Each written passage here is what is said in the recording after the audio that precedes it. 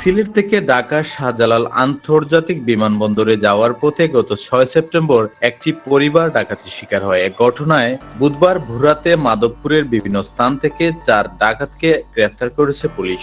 গ্রেপ্তারকৃতরা হলেন চুনারুঘাট উপজেলার উবাহাটা ইউনিয়নের উলুখান্দি গ্রামের মোহাম্মদ জালাল উদ্দিনের ছেলে সালমান উদ্দিন, শায়েস্তাগঞ্জ উপজেলার অলিপুর এলাকার মৃত জলফু মিয়ার ছেলে মোহাম্মদ স্বপন মিয়া, মাধবপুর উপজেলার বাঘাসুরা ইউনিয়নের বাখরনগর গ্রামের আলেক চৌধুরীর ছেলে জীবন চৌধুরী ও একই উপজেলার হারিসপুর গ্রামের মোহাম্মদ সোহাব আলীর ছেলে মোহাম্মদ নাসির মিয়া। গ্রেফতারকালে তাদের কাছ থেকে মোট ৩৪,০০০ টাকা, ২টি মোবাইল ফোন, একটি প্রাইভেট কার ও ২টি রামদা জব্দ করে পুলিশ।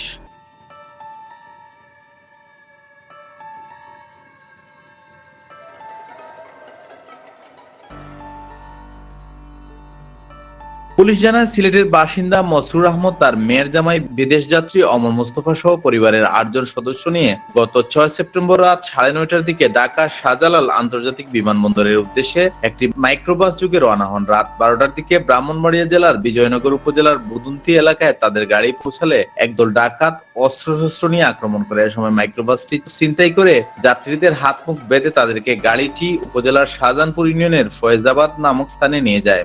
সেখানে নিয়ে মসরুর আহমদ ও তার পরিবারের সদস্যদের সঙ্গে থাকা নগদ প্রায় ৮১,০০০ টাকা, ১০ ভরি স্বর্ণালংকার, ৮টি মোবাইল ফোন লুট করে নিয়ে তাদেরকে রেখে চলে যায়।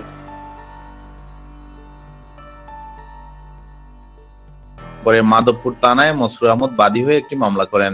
মামলার ডাকাতদের ধরতে বিভিন্ন স্থানে অভিযান চালায় মাধবপুর থানা পুলিশ। অবশেষে বুধবার ভোররাতে মাধবপুর উপজেলার বিভিন্ন স্থানে অভিযান চালিয়ে এই ৪ ডাকাতকে গ্রেপ্তার করা হয়। মাধবপুর থানার অফিসার ইনচার্জ আব্দুল্লাহ আল মামুন গণমাধ্যমকে জানান, আসামিদের গ্রেফতার করে বুধবার দুপুরে হবিগঞ্জ আদালতে প্রেরণ করা হয়েছে। বাকি আসামিদের ধরতে অভিযান অব্যাহত রয়েছে।